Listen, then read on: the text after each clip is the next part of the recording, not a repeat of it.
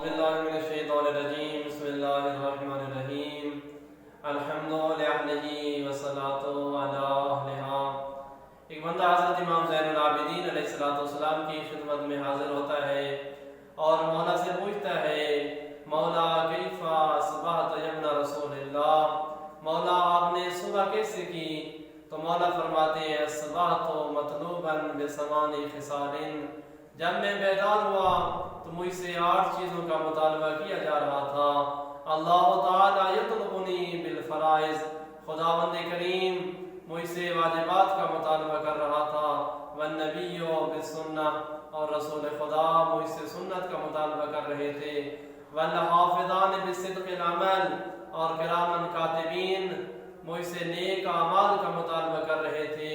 والنفس بالشہوہ، اور نفس مجھے خواہشات پر اکسا رہا تھا، والشیطان بالمعصیہ، اور شیطان مجھے معصیت خدا پر اکسا رہا تھا، اور ملک الموت مجھ سے روح کا مطالبہ کر رہا تھا، والقبر بالجسد، اور قبر میرے جسم کا مطالبہ کر رہی تھی، فَأَنَّ بَيْنَ هَذِهِ الْخِصَالِ مطلوب، پس میں ان سب کا مطلوب تھا۔ تو خداوند کریم سے دعا ہے کہ خداوند کریم ہمیں نیک اعمال کرنے کی توفیق عطا فرمائے اور سیرت معصومین علیہ السلام پر